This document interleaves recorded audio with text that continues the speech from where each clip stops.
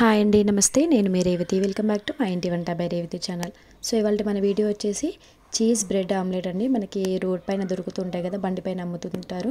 So దానికంటే super టేస్టీగా ఉంటుంది. ఒక్కసారి ఈ విధంగా ట్రై చేయండి. మీ పిల్లలకు ఒకసారి ఇలా చేసి పెట్టండి, చాలా ఇష్టంగా తింటారు. బయట అవి ఇవి కొనే బదులు ఇంట్లోనే ఇలాగా హెల్తీగా చేసి పెట్టండి, చాలా ఇష్టంగా తింటారు మీ పిల్లలు. సో ముందుగా ఇక్కడ నేను బ్రెడ్ స్లైసెస్ అనేవి 4 తీసుకుంటున్నాను.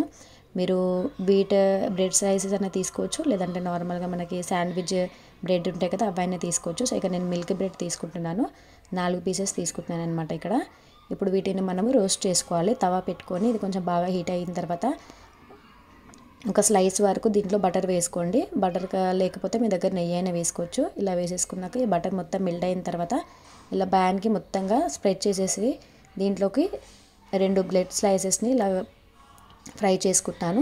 బ్రెడ్ స్లైసెస్ 2 పెట్టాక ఇంకా 2 కూడా పెట్టేసి ఇలా 4ని బాగా ఫ్రై చేసుకొని పక్కకు పెట్టేసుకోండి.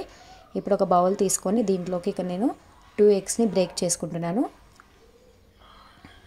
ఇలా 2 ఎగ్స్ని బ్రేక్ చేసేసి దీంట్లోకి టేస్ట్కి తగ్గట్టు కారము, టేస్ట్కి తగ్గట్టు ఉప్పు, అలాగే ఒక ½ టీ స్పూన్ వరకు అల్లం వెల్లుల్లి పేస్ట్ కూడా వేసుకోండి. దీంట్లోకి కొద్దిగా ధనియాల పొడి కూడా వేసి ఒకసారి బాగా మిక్స్ చేసుకోండి. మనకి ఉప్పు కారం అన్నీ కలిసేలా ఒకసారి బాగా మిక్స్ చేసుకున్నాక కొద్దిగా టమాటా, కొద్దిగా పచ్చిమిర్చి, కొద్దిగా ఆనియన్స్, కొత్తిమీర కూడా వేసేసి కొద్దిగా పసుపు వేసుకొని బాగా బీట్ చేసుకోండి. పసుపు అనేది పూర్తిగా ఆప్షనల్ అండి, కొంచెం మంచి కలర్ కోసం వేసుకుంటున్నాను. ఇవన్నీ బాగా బీట్ చేసుకొని పక్కకు పెట్టేసుకోండి. అదే తవాలోకి మళ్ళీ ఒక 1 టేబుల్ స్పూన్ వరకు బటర్ వేసుకోండి. బటర్ వేసేసుకున్నాక బటర్ బాగా వేడైన తర్వాత దీంట్లోకి ఆమ్లెట్ వేసేసుకోండి. ఆమ్లెట్ వేసుకున్నాక ఇలాగ ఇక్కడ వీడియోలో చూపిస్తున్న విధంగా బ్రెడ్ స్లైసెస్ని ఇలా పెట్టేసుకోండి.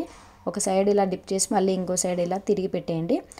ఇలా 2 బ్రెడ్ స్లైసెస్ పెట్టిన తర్వాత దీంట్లోకి నేను చీజ్ పెడుతున్నాను అండి. స్లైసెస్ మీరు కావాలంటే క్యూబ్స్ అయినా పెట్టుకోవచ్చు, చిన్న చిన్న ముక్కలుగా ఉంటాయి కదా అవి. ఇక్కడ స్లైసెస్ పెట్టేసి ఇలా ఈ 2 సైడ్లోకి ఇలా దీనిపై నుంచి ఇలా అనేసుకోవాలి. ఇక్కడ వీడియోలో చూపిస్తున్న విధంగా ఇలా వేసుకోండి.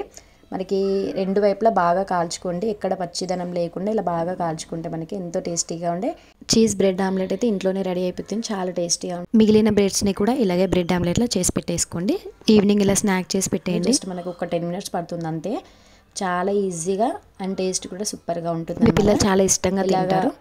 సో ఇవాళ మన వీడియో వచ్చేసి ఇదేనండి, చీజ్ బ్రెడ్ ఆమ్లెట్. సో మీకు వీడియో నచ్చిందా? వీడియో నచ్చితే ఖచ్చితంగా లైక్ చేసి మీరు మీ ఇంట్లో ట్రై చేయండి. మీకు ఎలా వచ్చిందో ఫీడ్బ్యాక్ని కమెంట్ సెక్షన్లో షేర్ చేసుకోండి.